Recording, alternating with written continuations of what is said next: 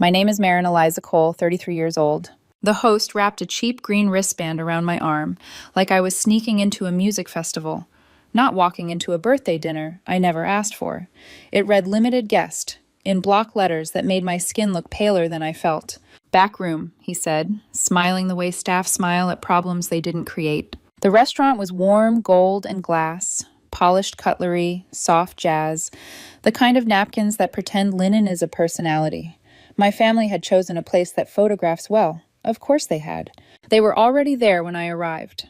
Dad's half laugh, rising above the table, Melanie angled for a flattering camera roll, David narrating nothing with too much confidence, Mom taking small sips and bigger looks. They cheered like I'd won something. No one stood. I kissed cheeks. I sat. Mom leaned close, her perfume something powdery and stubborn. That wristband means no entree, she whispered, eyes on her glass. Just drinks. We couldn't afford full meals for everyone. I looked at the green paper like it had a pulse.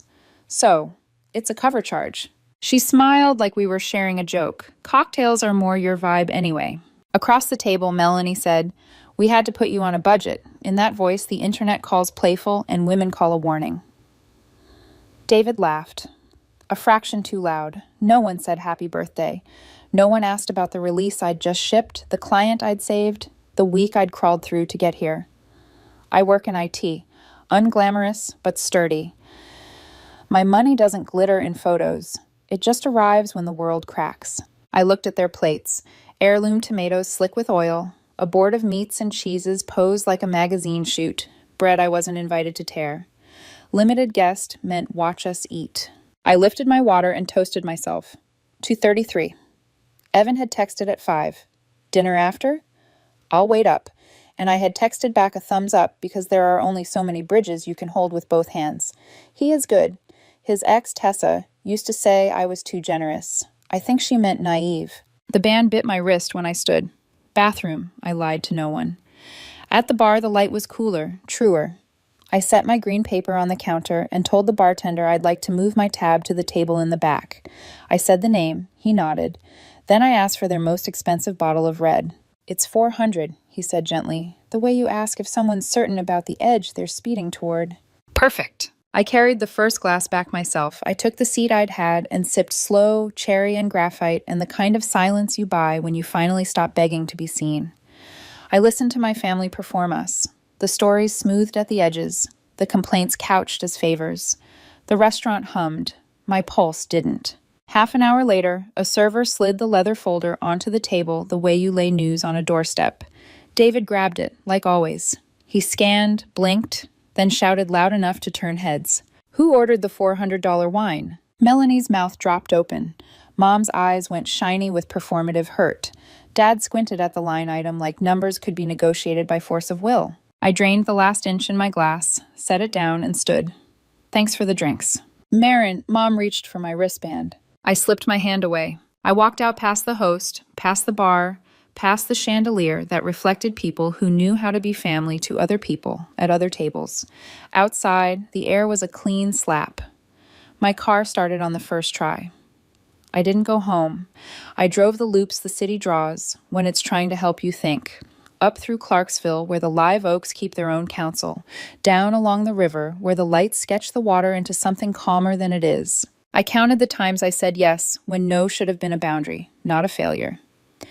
Dad's brakes, $1,100, because he didn't trust the shop. Mom's meds, $200, because the generic makes me feel off. 2 years of groceries I ordered every Thursday night from my couch so they wouldn't have to look at a total in public. Melanie's $4,000 loan that became a $1,000 monthly stipend because jobs are rigged.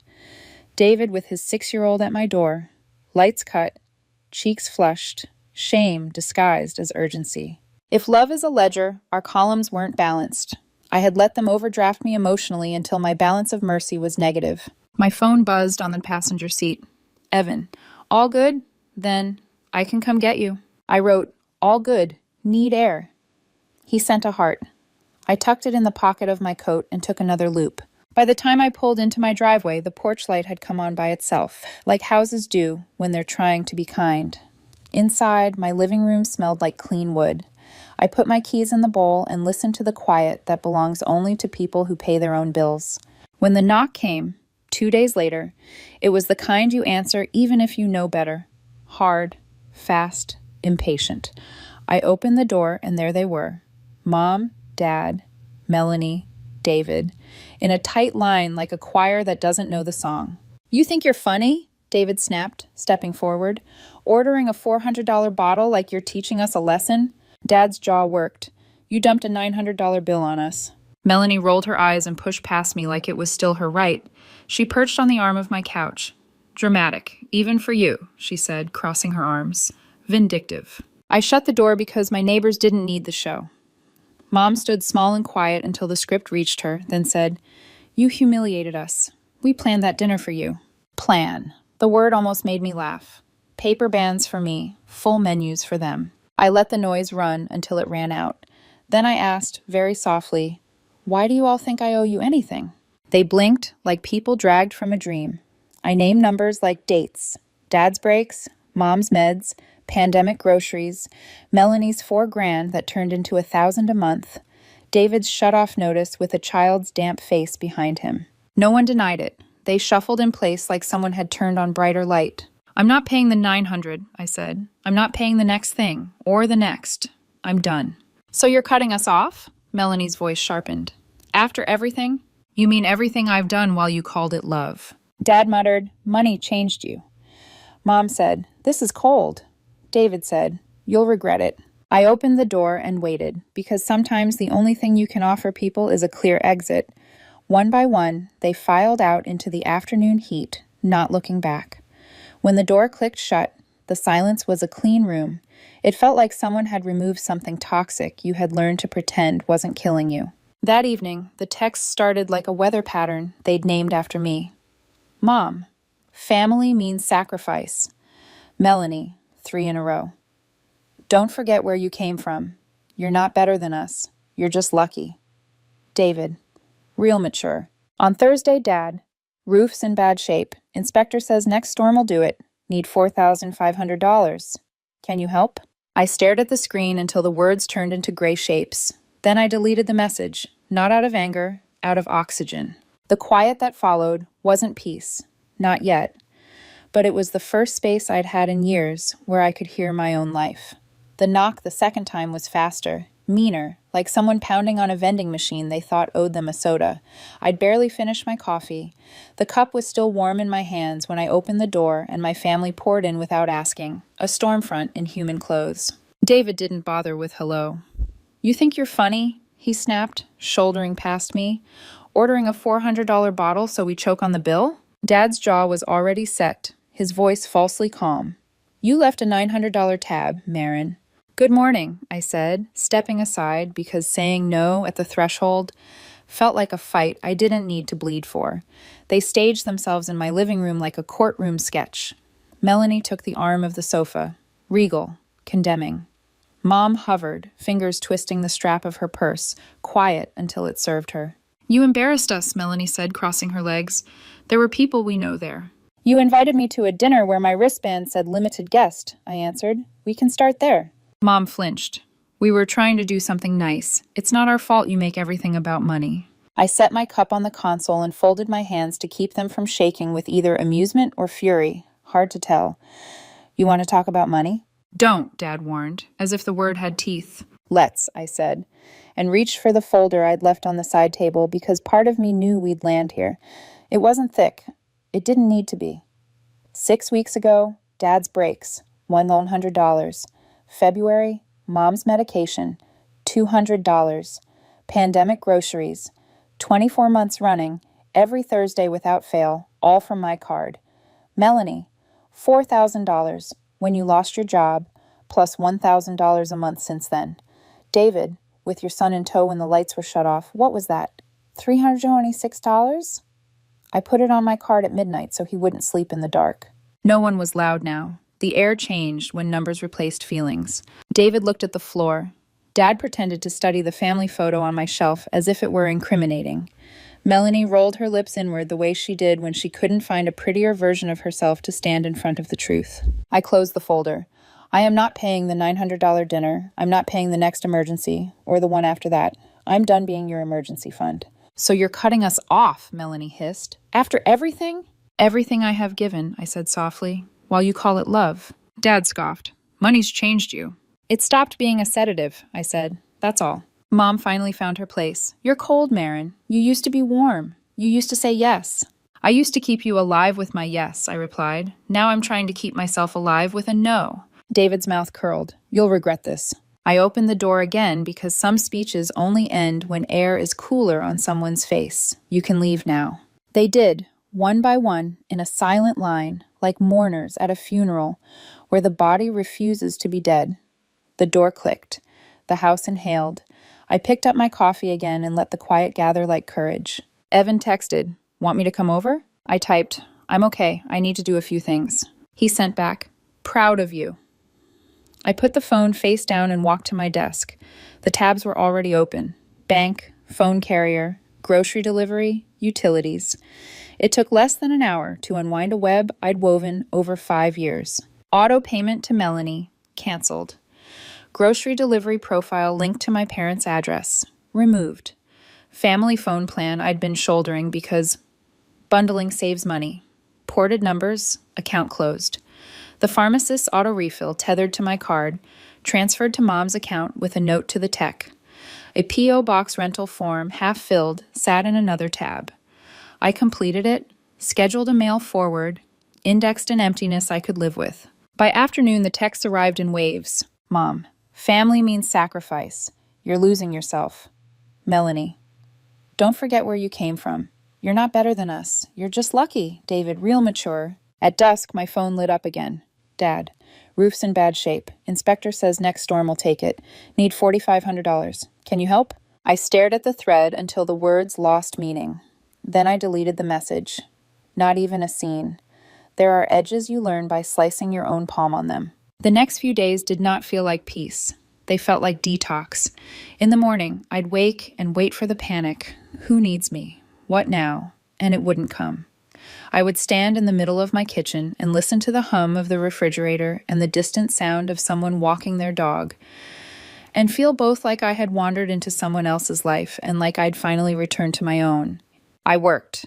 The code behaved as if it had been waiting for me to choose myself. I ate things I cooked instead of things I ordered. I slept through the hour I used to reserve for second guessing. When my phone did buzz, it was Evan sending a photo of a sunset he thought I'd like, or a client saying thanks, or nothing at all. A week passed. The quiet taught me a new condition. I didn't owe anyone the kind of exhaustion I could not recover from. Then the silence changed its weight. The group thread stopped its little theater of guilt. Even David, who could weaponize a meme like a middle schooler with a grudge, fell still.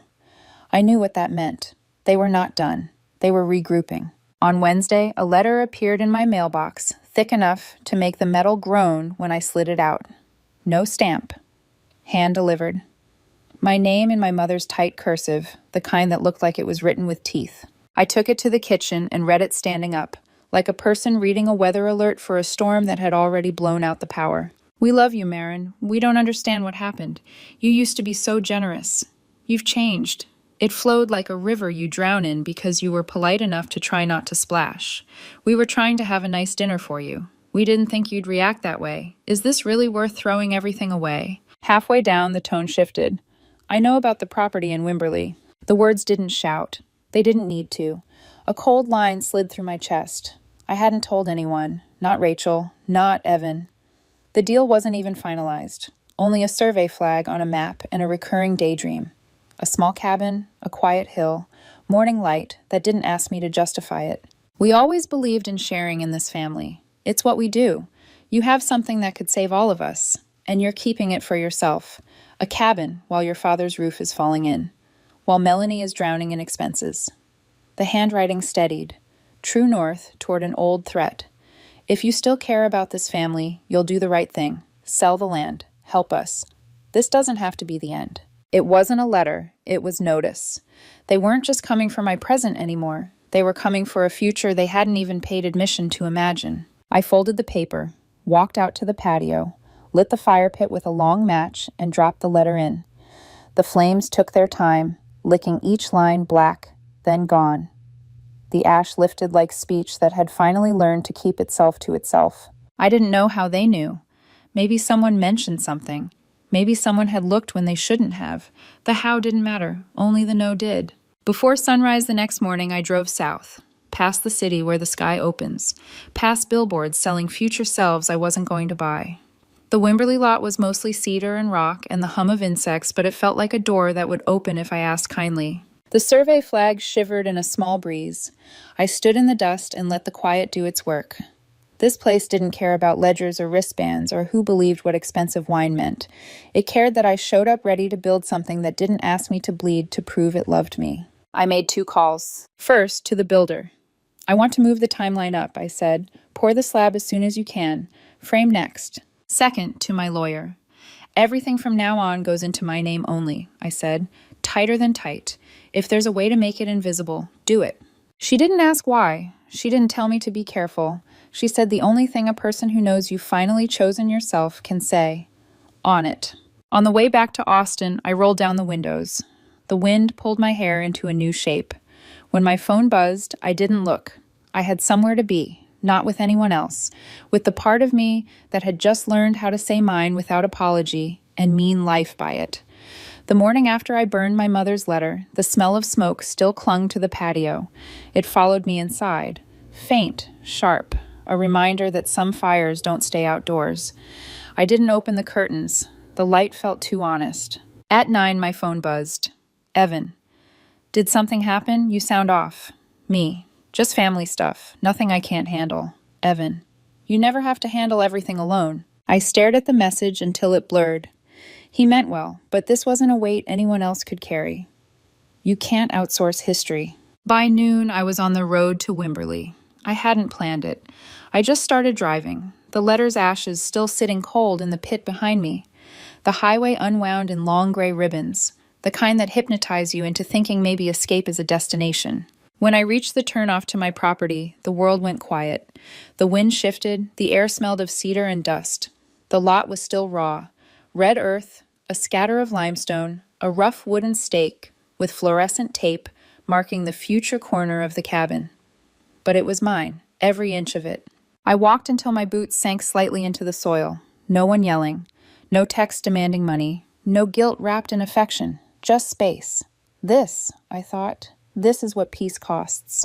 The sun was already burning low, slanting through the trees. I called my builder. Let's move up the timeline, I said. Pour the slab next week. He hesitated. That's early. Are you sure? Yes. Then I called Mara, my attorney. The property. Tighten everything. Put it under my trust name. Seal the deed. I don't want anyone sniffing around.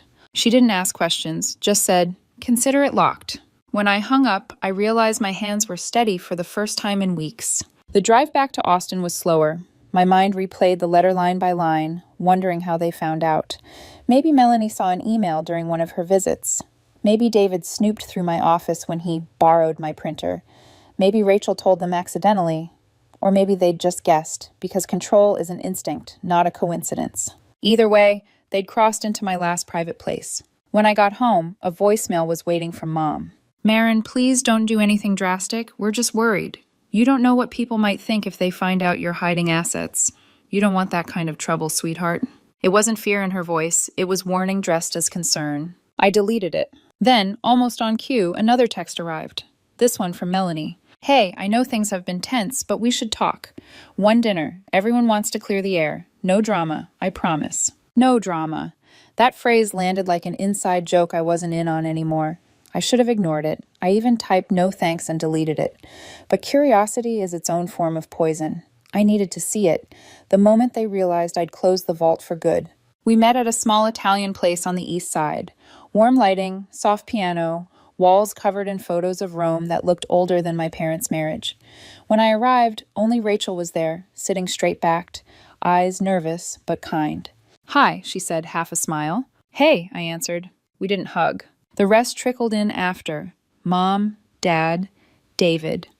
Melanie came last, late enough to make an entrance, dressed like she was auditioning for sympathy. At first it was civil, too civil. We ordered, talked about the weather, traffic, Netflix. My father complimented the breadsticks like they'd solve something. But I could feel it building. That static under the skin, the waiting for someone to strike the match. Dad was the one who did. He set down his fork like it was a gavel. "We've all talked. We're worried about you." I didn't look up. "About me, or about what I'm not giving you?" He ignored the question. "You've changed." Mom sighed. "You're cold now. Hard. That's not who you used to be." Melanie leaned forward, all righteous poise. "You're acting like we're enemies, like we don't matter. You've got money now, and it's made you selfish." David added the echo. "Yeah, money doesn't make you better than us." I set down my knife and fork. "You're right," I said quietly. "It doesn't. But it does make boundaries possible." They blinked. That wasn't the script they'd written. I looked at each of them in turn. I have changed, because I finally understood the truth. Silence, then Dad's scoff. "Oh, please, enlighten us." "I was the one who fixed everything," I said. "You took and called it family. The second I stopped bleeding for you, suddenly I'm the villain. You didn't come here to talk. You came here to get control back. But that's gone." Mom opened her mouth, but I kept going. "I gave you years of yes. Years of rent, repairs, bills, excuses.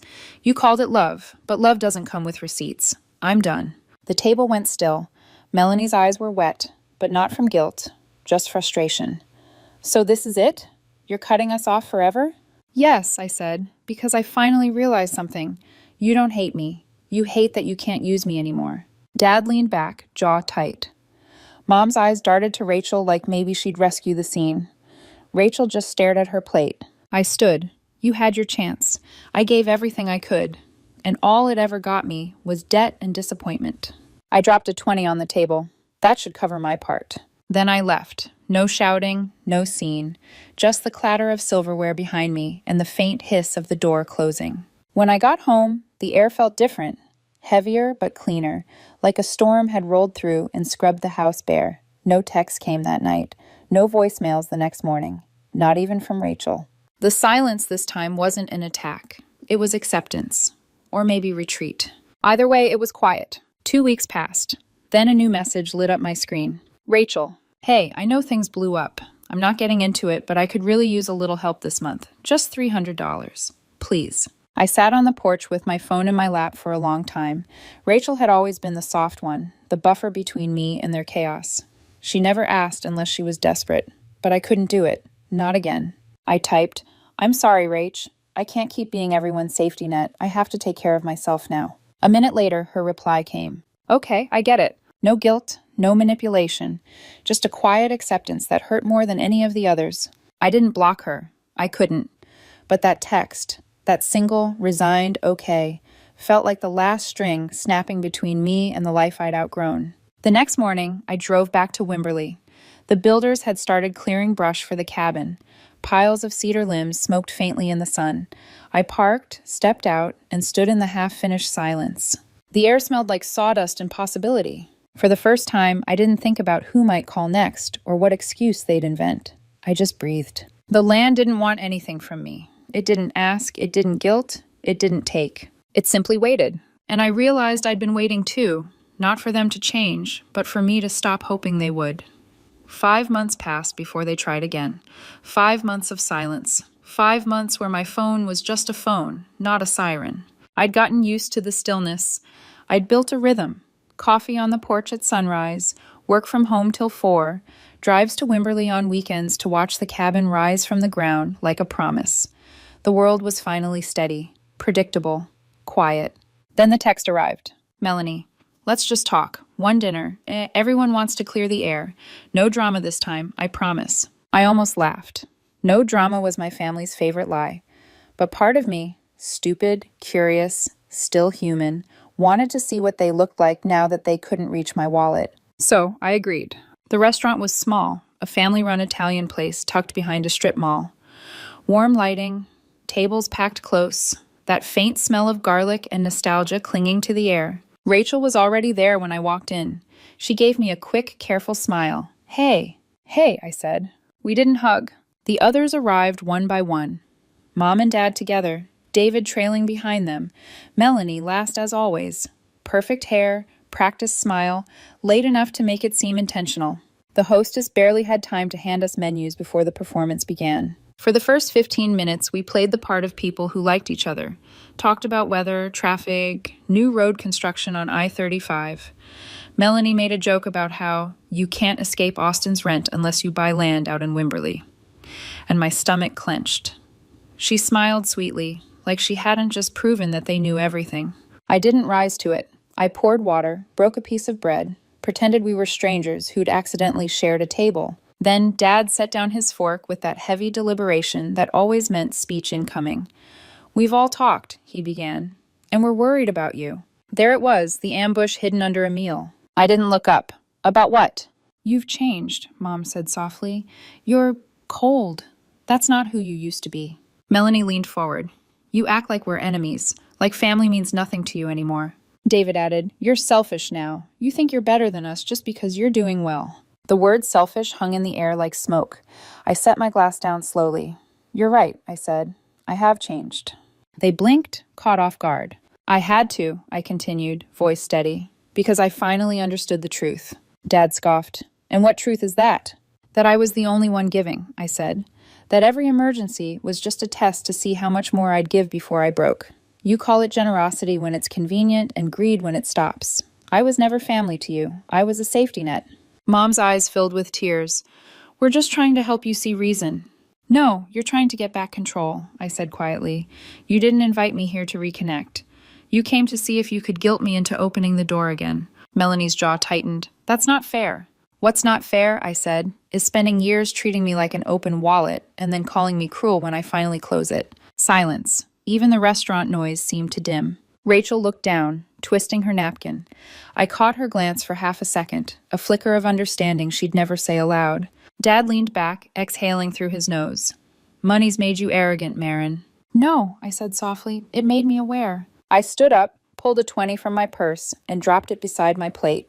"That should cover my part," I said. Mom reached for my wrist. "You don't have to go." "Yes, I do." I looked around the table one last time. "You had your chance. I gave you everything I could. Time, money, forgiveness, and all you gave me was a reason to stop." Then I turned and walked out. No one followed, no footsteps, no calls after me, just the sound of a fork clattering onto a plate as the door closed behind me. Outside, the air was cold and clean. I stood on the curb for a moment, breathing it in, realizing that for the first time, I didn't feel angry. I just felt done. On the drive home, I didn't replay the dinner or imagine what they said after I left. I didn't need to. I already knew their lines. When I got home, the house was dark. I made tea, sat on the couch, and watched the steam curl up in small spirals that vanished before they reached the light. My phone stayed silent. No apologies, no explanations, no follow-ups. And for once, the silence didn't feel like punishment. It felt like closure. 3 days later, a letter arrived. Not handwritten this time, just typed, folded neatly in an envelope. I didn't have to open it to know it was from them. I placed it on the counter, next to the lighter I'd used on the last one. Then I went outside, poured gas into the lawnmower, and started cutting the grass. When I came back in, the letter was still there, untouched.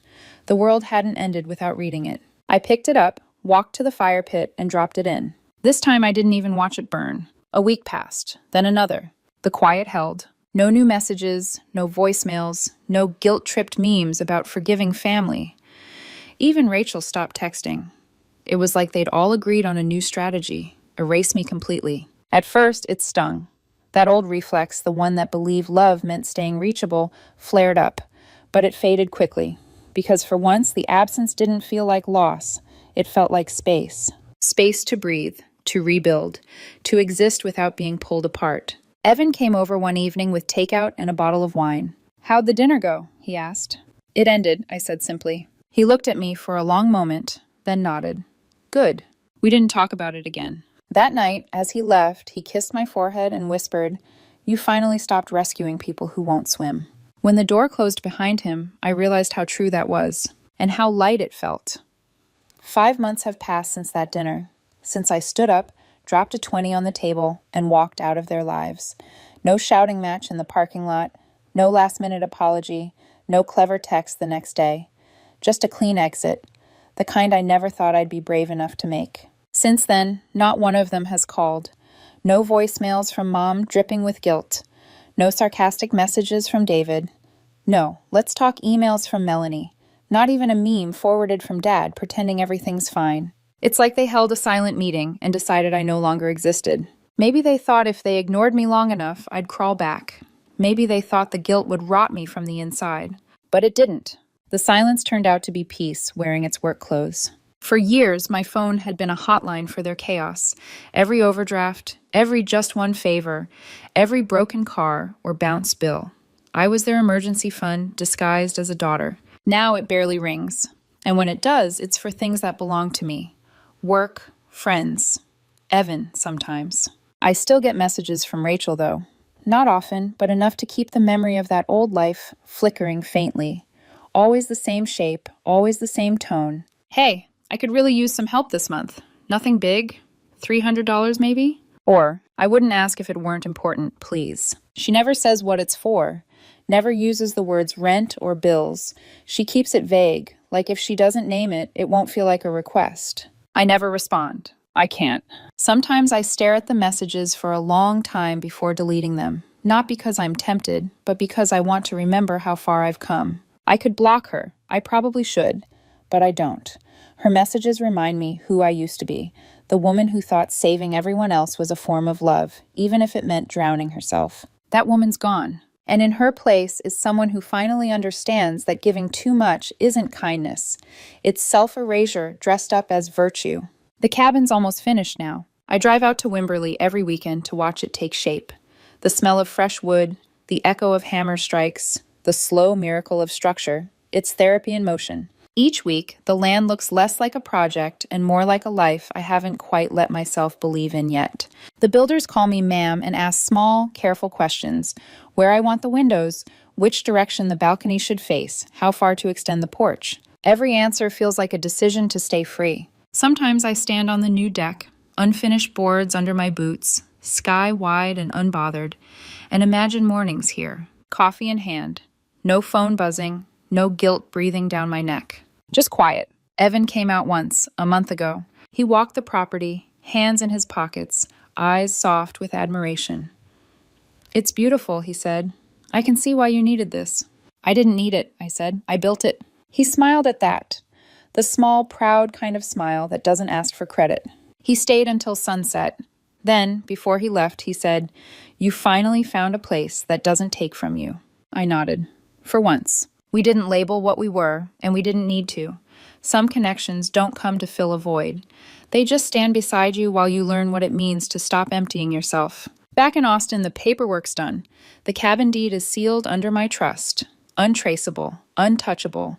No breadcrumbs, no forwarding address, no trail. If my family ever goes looking, they'll find nothing. Not because I'm hiding, but because I finally have something they can't reach. Something they didn't build, so they can't claim. That realization doesn't make me sad, it makes me steady. They don't hate me. They just hate that they can't use me. That's what all this was ever about. Not love, but access. They wanted my presence when it paid their bills, not when it cost them accountability. The day I stopped being useful was the day I stopped being family. And yes, that still stings, even now.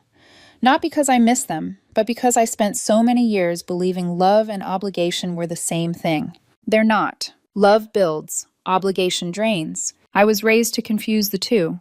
I'm unlearning it one sunrise at a time. It's early morning now. The cabin's almost done. The air smells like sawdust and rain. I sit on the porch with a mug of coffee and listen. Really listen. The wind through the trees, the hum of insects, my own breath, steady and unhurried. For so long, silence meant waiting for the next explosion. Now it means safety. I don't check my phone hoping someone called. I don't brace for a knock on the door. I don't wonder if they've changed because I finally understand they won't. The people who tried to drain me have to live with the quiet I left behind. The same quiet I used to fear. The same quiet I've made my home. Sometimes, when the sun rises over the trees, I think about that dinner, the green wristband biting my skin, the $400 wine, my family's faces, when they realized they couldn't script me anymore. That was the night I stopped performing generosity and started practicing freedom. And this air, this house, this peace, is what freedom sounds like. Not silence, not loneliness, just life, finally mine, echoing in every room.